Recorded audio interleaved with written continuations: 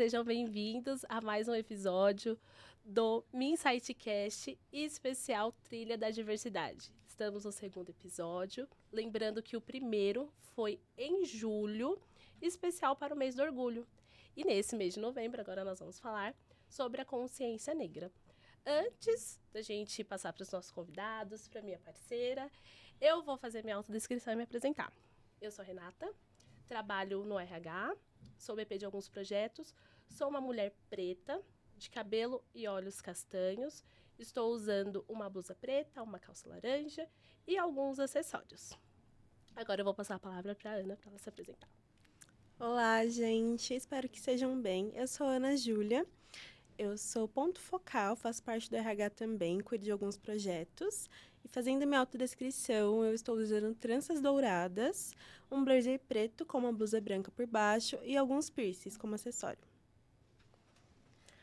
Bom, nesse mês de novembro nós tivemos algumas iniciativas na MinSight, onde essas iniciativas elas promoveram algumas ações para o mês da consciência negra, né? Visando principalmente refletir no contexto profissional e pessoal e no social também.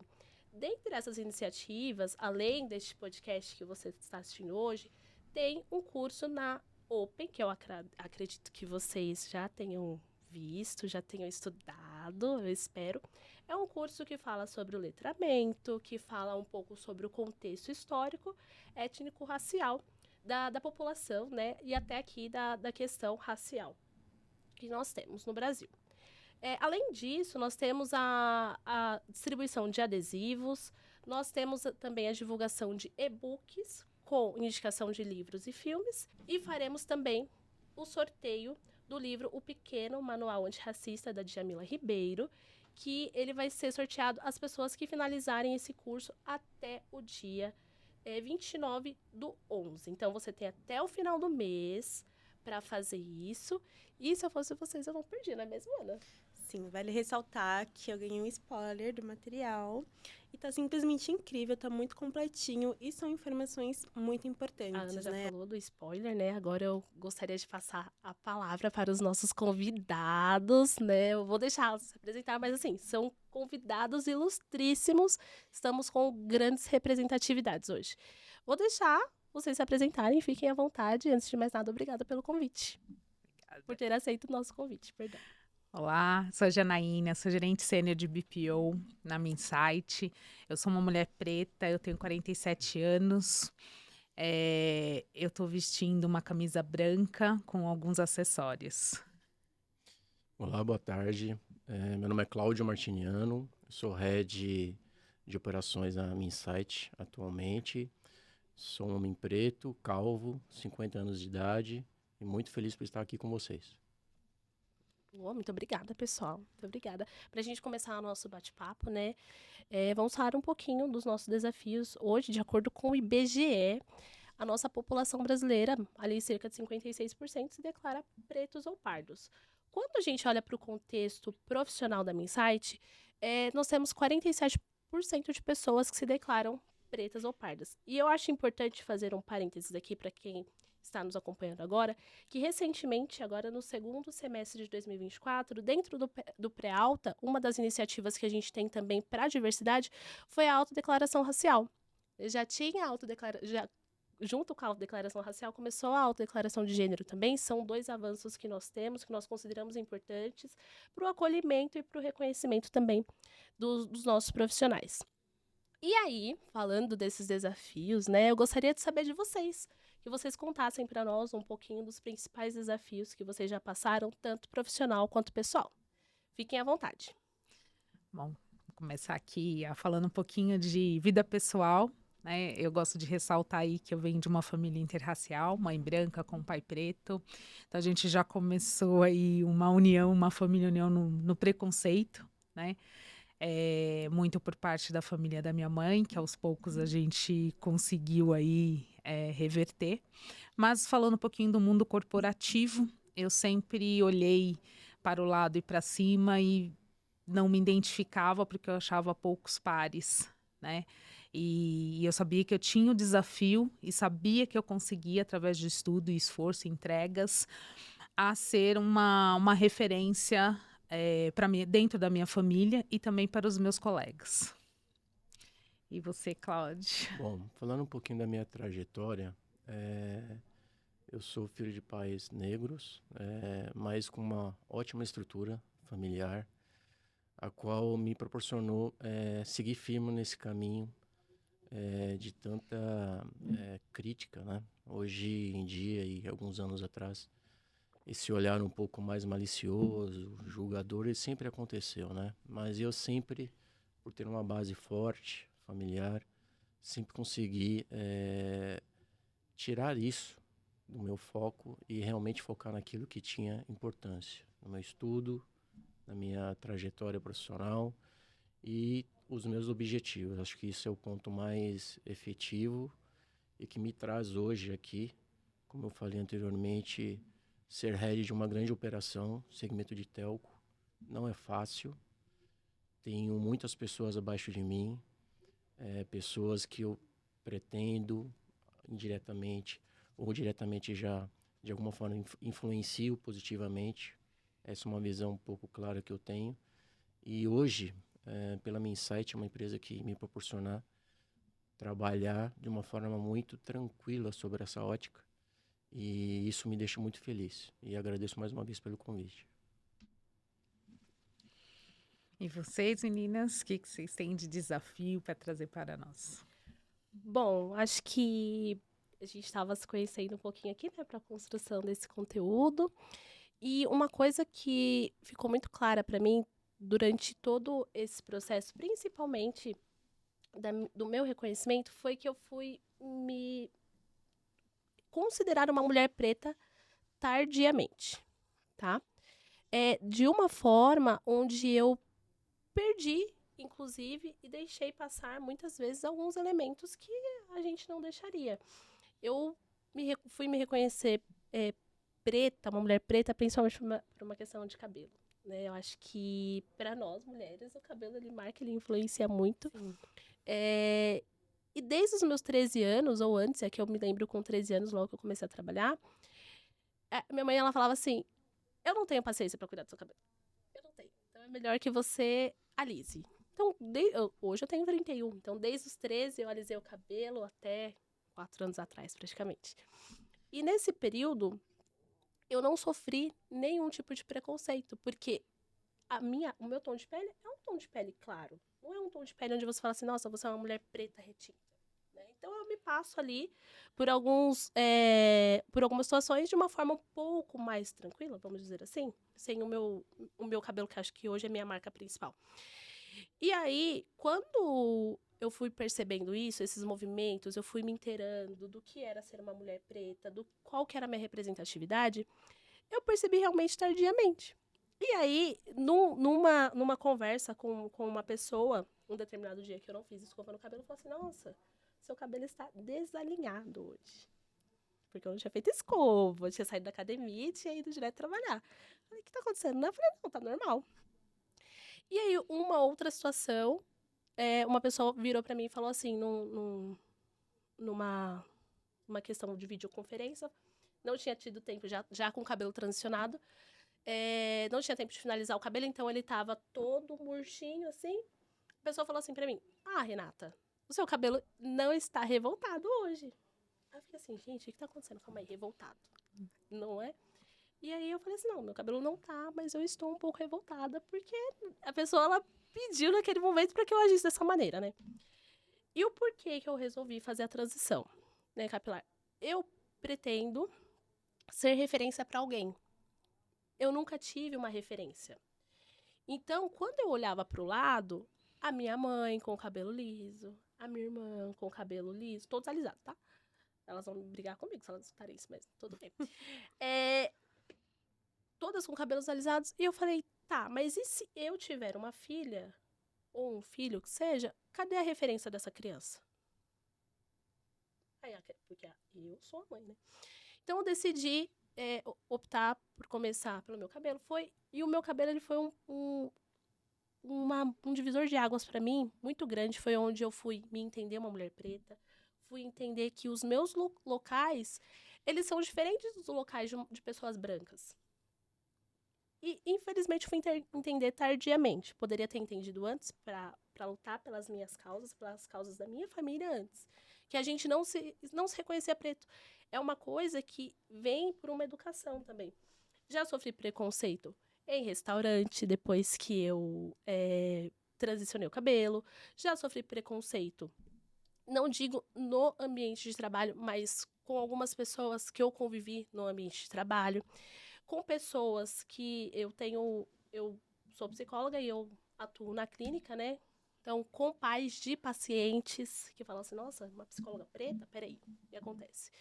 Então, eu tenho todo esse cuidado hoje e a minha principal questão na minha identidade é ser referência e representar de alguma forma para alguma pessoa.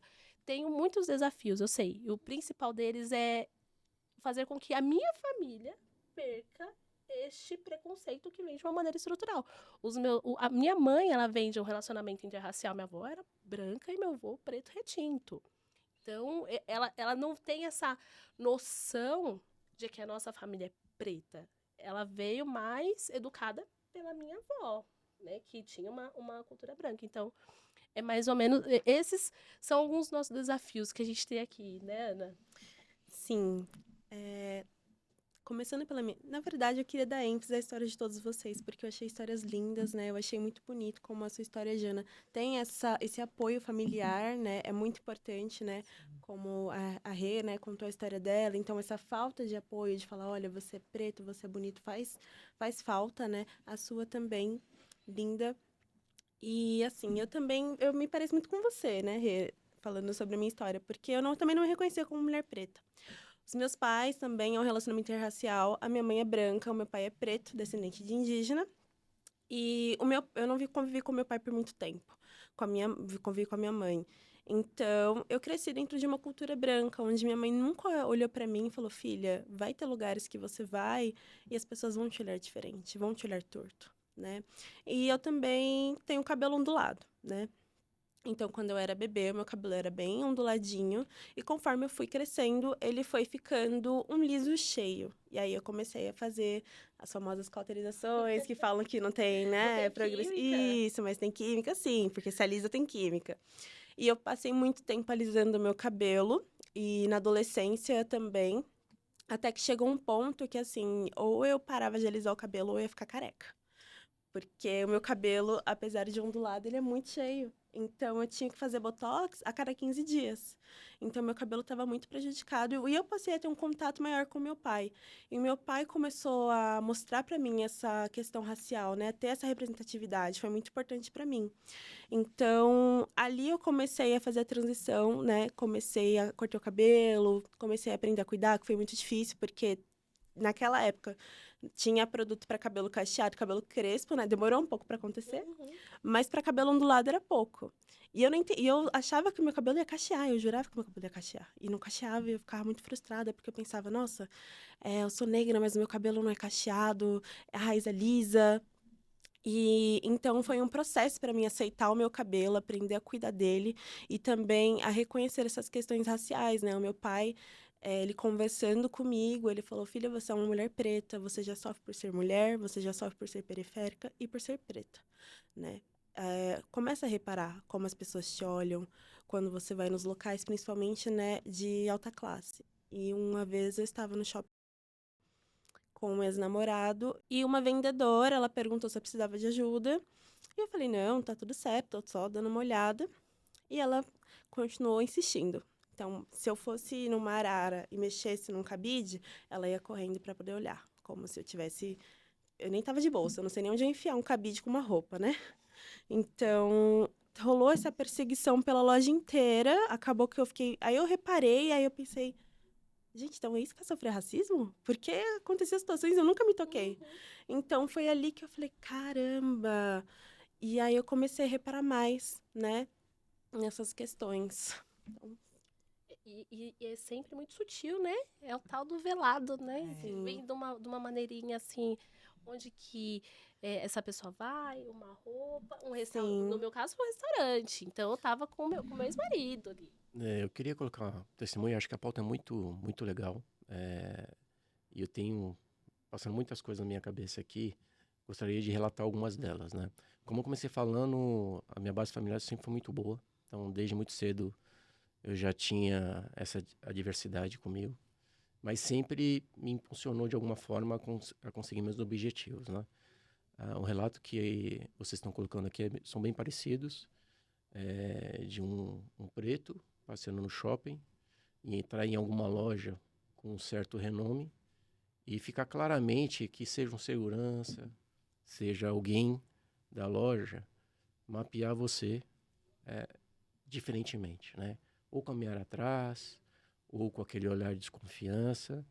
Isso é algo que aconteceu comigo muitas vezes no passado e até hoje, por incrível que pareça, isso acontece, né? Como se eu não fizesse parte daquele lugar, né? Nossa sociedade, ela é muito cruel quanto a isso. Isso é estrutural, né? Eu costumo dizer, quando você está à margem de alguma coisa, já associa claramente a pessoas pretas e não de uma outra cor. O ponto é uma sociedade estruturada incorretamente, na minha visão, desde os seus princípios.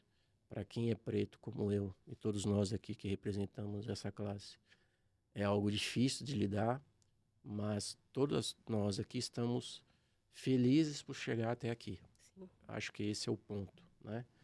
E quanto mais avançamos, falando por mim, mais sinais temos claros dessa situação, seja num teatro, seja num shopping um pouco mais, que tem um glamour maior. Então são situações que, para quem está dentro, como é o meu caso, é nítida essa distinção, né? Então, acho que o relato passa por todos que vocês comentaram aqui. É isso, eu queria colocar mais um ponto, porque se a gente pensar 5, 10 anos, a gente não estaria aqui hoje, né, colocando essa pauta para falar de preconceito. E aí vocês falam, né, contando aqui de shopping, restaurante, eu estava até conversando com o Cláudio antes da gente entrar aqui, que para mim o primeiro momento que eu entendi o que era sofrer preconceito foi um dia, eu tinha 18 anos de idade, no elevador do meu condomínio. Eu estava chegando à faculdade, entrou 2 senhoras e olharam para mim e falaram assim: Jesus também te ama. No primeiro momento eu não entendi, né, do que estava assim. Ela falou assim: como é que eu posso dizer vocês, dona de lar? E aí eu fiquei em estado de choque, eu não tive nenhuma reação, porque depois que eu desci do elevador que eu fui entender que por eu ser uma mulher preta, ela estava dizendo que eu era uma empregada doméstica. E aqui não é a profissão, né? Foi o pré-julgamento. Sim. Eu estava chegando na minha casa, estava voltando da faculdade, ter que escutar já um preconceito ali. Surgiu do nada, ela não me conhecia, eu não conhecia ela e ela me pré-julgou. Né? E eu só quero reforçar que não é a questão de ser empregada doméstica. Minha mãe criou a gente sendo branca como empregada doméstica. A questão foi o julgamento e isso a gente passa, né, todo momento. E aí sim, no restaurante, no shopping, a gente tem sempre, né, ser preto está atrelado a ter subserviços, né? Sim. E aí a gente incomoda também quando a gente não tem, né? E se posiciona e fala, e aí a gente ganha outros nomes, né? Metido, mimizento. Sim. Né? Mas eu acho importante reforçar que este momento aqui que a gente está discutindo é muito importante. Sim. Muito importante para... E quando a gente acende, né, Jana, assim, de alguma forma, o incômodo que isso traz é gigantesco. Sim. Então, assim, sair, você falou de subserviço, aí eu complemento. Sair da zona de subserviência para qualquer pessoa, daquilo que já é pré-julgado e pré-estipulado para o público preto, causa um incômodo muito grande. Muito grande. E isso passa por questões do tipo, você ter uma melhor casa, você ter um melhor carro. Eu já passei situações de estacionamento muito engraçadas, né? Chegando com o meu carro, um pouco diferente para um preto. Uhum. E eu escutar situações do trabalhadores do shopping, por exemplo, em questão. Não, você não é aí, você tem que parar lá atrás. não pelo carro, mas pela cor da pele, né? Então, tem situações muito complexas. Se você não tiver uma base muito boa, você perde a cabeça, perde a linha fácil, né? Mas no meu caso em específico, para me tirar da linha, precisa muita coisa, né? Então, isso me fortalece de certa forma e fortalece a classe ao testemunhar isso para vocês. Verdade, porque assim, uma coisa que eu reparei e já li a respeito, né? Que as pessoas preconceituosas, né, racistas, elas tendem a entender a pessoa preta, por exemplo, o homem preto, a mulher preta é agressivo, entendeu? Eles já predominam que nós somos agressivos. Então, a partir do momento que a gente se manifesta do que está acontecendo, né, vão olhar pra gente e falar, mas por que você tá agressivo? Por que você tá gritando? E às vezes você tá falando calmamente, sabe? Então, é como se a gente não tivesse direito de se manifestar. Espaço, né? Exatamente, a gente não tem espaço de fala porque, querendo ou não, aquela pessoa coloca a gente à margem, né? A gente não tem direito de estar na sociedade como um todo e fazer parte daquilo. Então, assim, eu admiro a sua calma. Quando eu tive consciência, né, de todas essas questões raciais, qualquer pessoa discutia na internet, principalmente na internet. Eu admito. Eu discutia, eu falava mesmo. Hoje eu tenho uma calma maior, né? Tô fazendo psicologia, tô passando a entender melhor essas questões. Faz terapia. Mas o autocontrole, ele não é fácil. Sim. Ele não é fácil. Eu também tenho meus momentos. Geralmente esses momentos são em casa, a solo, mas existe. Acho que o testemunho passa por isso. Então, galera, eu queria ressaltar uma questão, né? A Rê falou a partir da questão do curso, né, da Open University, e eu queria saber, né, a gente vai ter um letramento racial, e como vocês enxergam, né, a importância desse letramento? O que vocês acham que pode trazer para as pessoas que participarem? Na minha visão, acho que um melhor entendimento, né, sobre o tema. Acho que quanto mais a gente fala sobre ele, mais fortes ficamos para quem está dentro do tema. E para dar voz, né, fazer ela ecoar aos 4 cantos do país. Acho que isso é importante e com certeza vai trazer muitos resultados importantes para a nossa classe e para a galerinha aí que não nos vê dessa forma. Acho que se posicionar é muito importante. E você, Jana? Bom, letramento racial, assim, é uma conscientização, né, aos nossos... E aí, a gente fazendo pouquinho, a gente consegue maior, né? Aos nossos amigos, a nossa família, porque é os pequenos detalhes. E aqui a gente falou de um ponto sobre o cabelo, a brincadeira com o cabelo, né? Você tem um cabelo de bombril, seu cabelo é duro. São pequenos, no letramento racial, isso é explicado, né? A importância que para o preto tem o cabelo, né? Então, as brincadeiras da cor, porque fez errado, também olha a sua cor. Então, o letramento racial, ele traz a conscientização de que é o racismo dentro da sociedade. E quando a gente fala dos amigos, por que eu falei assim? Então, quando a gente vai colocando o letramento racial no amigo, dentro de casa, isso vai expandindo, né? Porque se vocês, não sei se já aconteceram com vocês, assim, para os nossos amigos, família, a gente nunca é preto. Exato. Não, você é Sim. moreninho claro. E não tem problema nenhum, eu sou preta sim, né? Sim. Então, se a gente conseguir conscientizar a galera que está próximo da gente, né? Os amigos, a família, a gente consegue abranger isso para mais pessoas dentro da sociedade. Então, o letramento racial, ele serve tanto para nós pretos, porque consegue que a gente tenha força, mas também ao nosso redor, né? Sim. Então, a importância que é ter o conhecimento dos pequenos detalhes. E eu potencializo uma fala do Cláudio ali que ele trouxe. Ele falou assim, para os 4 cantos do país, né? A gente vai colocar na Open esse treinamento. E este podcast vai subir no YouTube e em algumas plataformas também.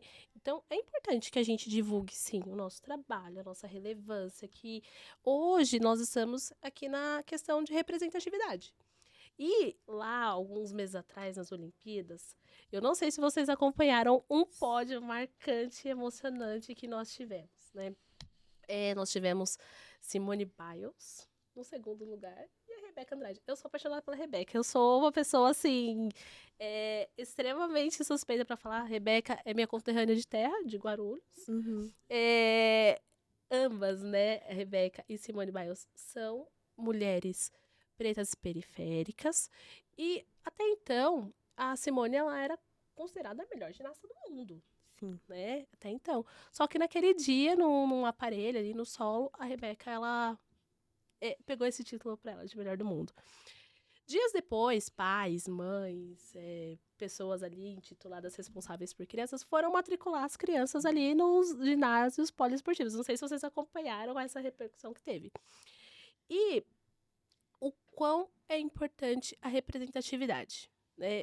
Eu montando o material, outro spoiler, né? Eu montando o material antes de subir na Open, eu fui buscar um pouquinho sobre representatividade.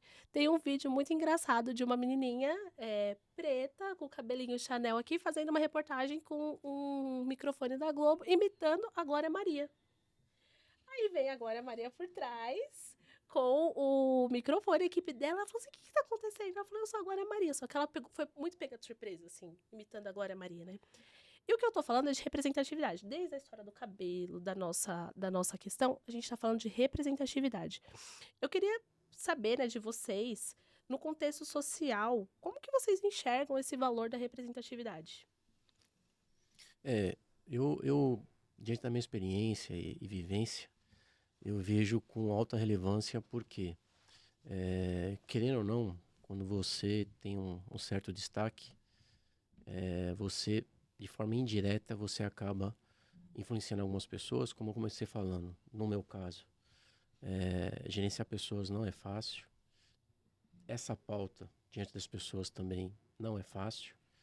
Dependendo das pessoas, na grande parte do tempo, é uma pauta difícil de comentar.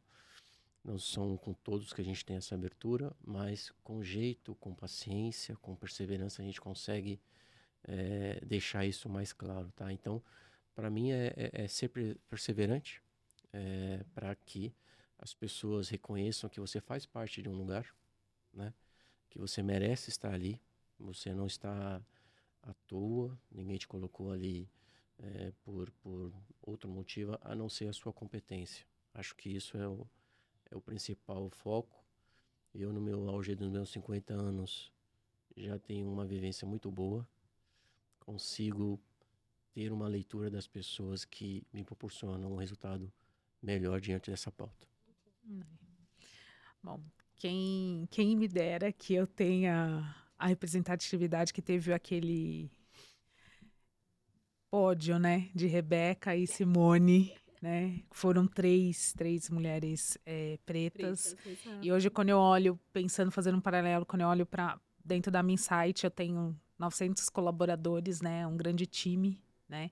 E se eu pudesse ser um pouquinho do que elas foram para o mundo, não foi só um país, foi para o mundo, de que é possível sonhar e perseguir esse sonho, que não é fácil, mas isso não é fácil para ninguém, né? Então, eu sempre brinco com o meu time que a gente tem que liderar por exemplo, né? Então, a gente tem que ser o exemplo e falar, tudo que a gente falar, a gente tem que executar, né? Então, eu tenho muitos jovens no time, muitos jovens que vieram, que nasceram na periferia.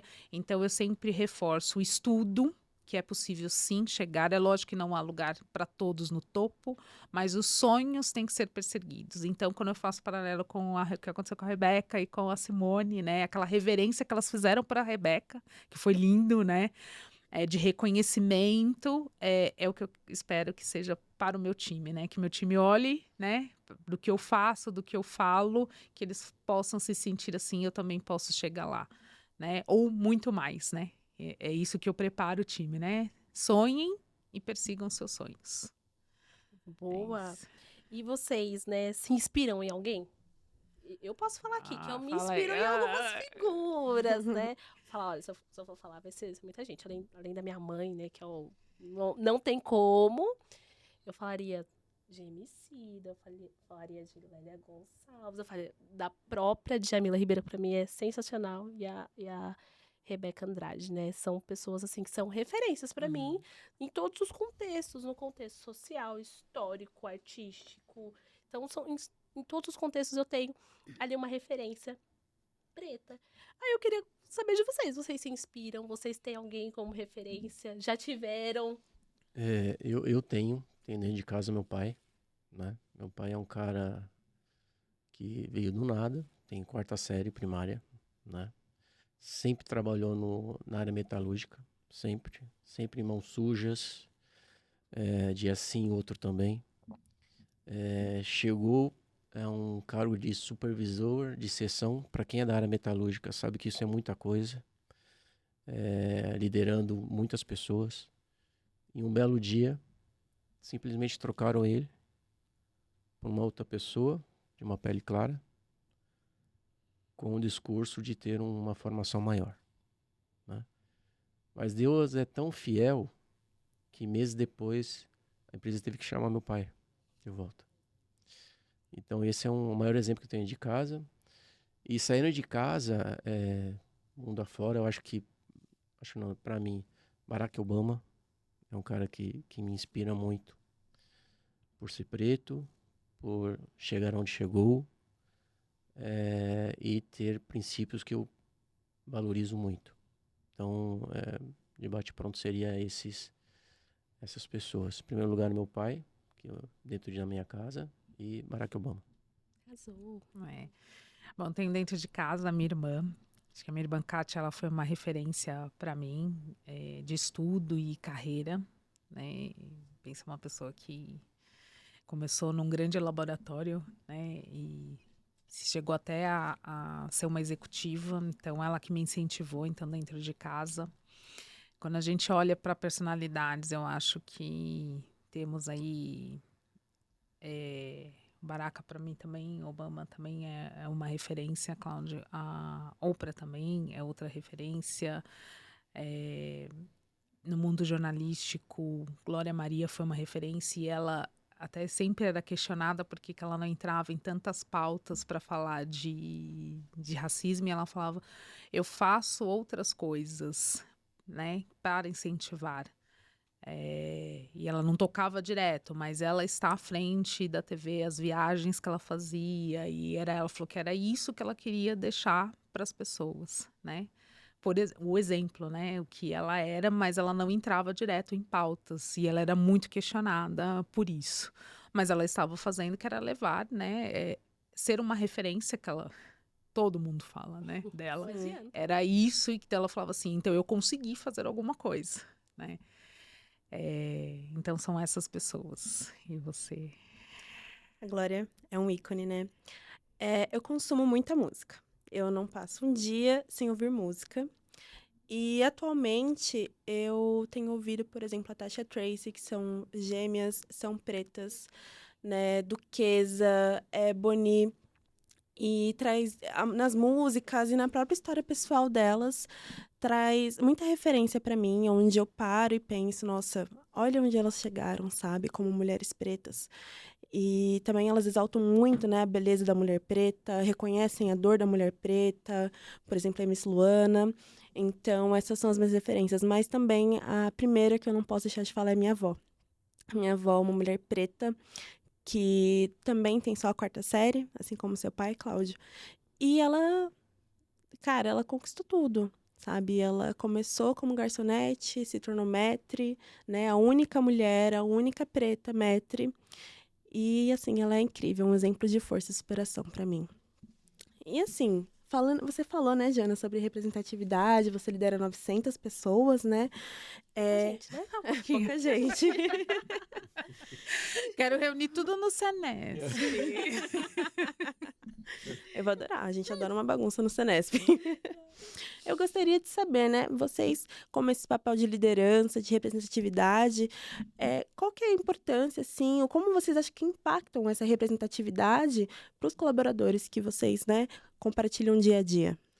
No meu caso, eu vejo uma forma bem positiva. O time que eu tenho não chega a ser 900, mas ali por volta de 70 pessoas, um pouquinho mais. Vejo com tranquilidade. Isso acaba no dia a dia, que é muito corrido, passando, né? Mas sempre que a gente se encontra em reuniões, eventos, quando possível, a gente conversa um pouco sobre isso. Mas eu entendo de uma forma natural hoje, coisa que não era muito quando eu comecei lá atrás. É um tema muito difícil de se falar, né? E é um círculo muito fechado, né? Hoje é mais tranquilo, até por ter mais informação. Acho que a informação ela faz total diferença. E é isso. Bom, estar próximo, né? Apesar de ser 900 pessoas, não todas no presencial, mas estar aberta a conversas e reuniões. Eu sempre falo que a gente é dono da nossa carreira, né? Uhum. E aí eu quero abranger todos, e eu sei que o olhar deles para mim, eles vão entender, né? Então eu falo que a gente tem que cuidar da nossa carreira, saber onde a gente quer chegar, o que a gente pretende para o nosso futuro. Então, estar próximo, né? Para bate-papos, para falar de carreira, de estudos, né? De incentivar, que é necessário, porque assim, a educação é importantíssima. Né, para a gente desvendar aí e quebrar diversas barreiras. Porque a gente precisa de conhecimento para poder gerar uma discussão, para poder desejar algo. Então, as reuniões que eu faço, eu sempre falo, primeiro olhem para vocês, o que vocês querem, aonde vocês querem chegar. Tudo é possível, mas tudo tem esforço. Às vezes a gente vai olhar para o coleguinha, mas ele não tem menos conhecimento do que eu e conseguiu primeiro. Na vida também se conta com sorte, né? Não é só talento, a gente tem sorte, mas não pode desistir. Então, o que eu tento passar para o meu time é, primeiro, o que você deseja. Como você vai chegar lá. E é possível. Assim, muito bonito, Jana. Eu achei incrível. Eu queria ressaltar aqui, né, a importância, porque vocês são pessoas pretas, a Jana em duplicidade, porque é uma mulher preta, né, num cargo de liderança. E, assim, é incrível, né, toda a representatividade que vocês levam, muito incrível esse incentivo ao estudo, porque realmente o estudo leva a gente a lugares inimagináveis, né, a gente tem informação e aplicar isso no nosso esforço. Também tem a questão da sorte, né, eu sou muito azarada, então, para mim foi estudo, porque sorte mesmo eu não posso contar. Mas incrível. Bom, eu fico muito feliz e lisonjeada, né, em participar desse primeiro podcast junto com a Ana. E agradeço a participação de vocês. É o primeiro podcast da gente falando da pauta racial. Eu espero que no próximo, né, que não demore tanto, fica aí a parte do RH, né, que nem sei quem é que cuida, que não demore tanto e que a gente venha com outros percentuais, que a gente também continue sendo referência para as pessoas que a gente tem ali na equipe, né? Seja 900 pessoas, seja 70, ou seja o nosso RH, que a gente continue sendo referência de alguma coisa importante. E outra coisa que eu quero deixar claro, que às vezes a gente vai levar esse tipo de assunto, a gente precisa fazer uma psicoeducação com as pessoas, a gente precisa minimamente falar assim, olha, não é mercado negro que fala, tá? Não é criado mudo que fala, não é mulatinho. Não, pode me chamar de preta, não tem problema algum. Então, a gente trazer esse raciocínio para as pessoas e essas questões também que elas estão estruturadas, como você trouxe, desde 1500, né, para mudar agora. E caminhando pro finalzinho, eu gostaria que vocês deixassem uma mensagem, né, para as pessoas que estão nos ouvindo e principalmente para os liderados de vocês, porque tem vocês como referência. Bom, eu queria primeiramente agradecer o convite. Estou muito feliz por estar aqui, falar um pouco dessa pauta. Se tivéssemos mais tempo, falaria muito mais. Verdade. Né? Sim. Tem muita coisa a ser dita, mas ser forte, né, para que se encontra dentro dessa pauta, perseverante, obstáculos tem aos montes, e ter fé também, um pouquinho de sorte ajuda, mas ter fé que pessoas boas, que indifere da cor da pele, passarão pela vida da gente, falando um pouco de mim, e reconhecerão o talento. Contra o talento, não tem cor, né? Então, seja na questão de dar resultado para a empresa, seja um bom gestor com pessoas, enfim. Contra talento não tem cor, né? E só para terminar da minha parte, nós, pretos, estamos em todos os lugares, periféricos sim, mas ao mesmo tempo estudiosos, comprometidos, responsáveis e fazemos muito acontecer dentro do país. Então essa é a minha mensagem aqui, força, que o caminho é longo, a jornada é extensa, mas no final o fruto vem. Muito obrigado. Gente, obrigada pelo convite, estou bem feliz de ter participado aqui com vocês, esse momento de discussão é importantíssimo. Eu deixo aqui para todo mundo a mensagem sobre o letramento racial com os amigos, principalmente com as crianças. Crianças não têm preconceito. Então, elas precisam de explicação, orientação. Por que que o meu amiguinho é diferente? E aí não é só contra pretos, japoneses, chineses. Então, a importância da gente incentivar as crianças a entender por que que o outro é diferente. E para a família e para os amigos, a gente abrir rodas de conversa, sim, né? Explicando o que é o racismo, como evitar, como eles serem os nossos aliados no dia a dia, que é o mais importante. A pauta do racismo, ela não só é dos pretos, ela é dos brancos também. E a gente precisa ter eles como aliados, né, para combater o racismo. Não é fácil, tanto que quantos anos, né, a gente está aí na luta, mas estamos num caminho. Acho que da minha geração não vou ver ainda, né? Vou ver uma melhora, mas não vou ver o final do racismo. Mas então que a gente incentive os jovens a discutir e a combater o racismo. Muito obrigada. Acho que esse incentivo da Minsite aqui é sensacional e espero estar logo aqui de novo com vocês falando mais. É isso. Eu achei as mensagens lindas, muito importantes, né? Vocês são os donos da representatividade, né? Bom, eu gostaria de agradecer a participação de vocês. Foi um bate-papo muito enriquecedor. Eu aprendi muito com os dois e também com a Rê. Estou muito feliz de estar participando. A iniciativa da Minsite é simplesmente incrível, muito importante. E eu gostei muito da mensagem de vocês. Eu gostaria de deixar uma também. Eu queria dizer, né, para você que é preto, pardo, para que você se olhe no espelho, por mais doloroso que às vezes seja, e se ame. Ame seu cabelo, ame a sua cor, porque você é único, né? E se possível, procure terapia, porque ajuda demais. Eu sou suspeita, né, porque psicóloga, mas é algo que ajuda muito a gente se entender e aprender como a cuidar da gente com mais carinho. Obrigada. E para finalizar, todo mundo deixou uma mensagem, né? Acho que é importante também eu deixar. Gostaria de parafrasear de Jamila Ribeiro, que não basta não ser racista, a gente precisa ser antirracista. E espero que vocês aproveitem esse conteúdo da Trilha da Diversidade e até a próxima. Tchau, tchau!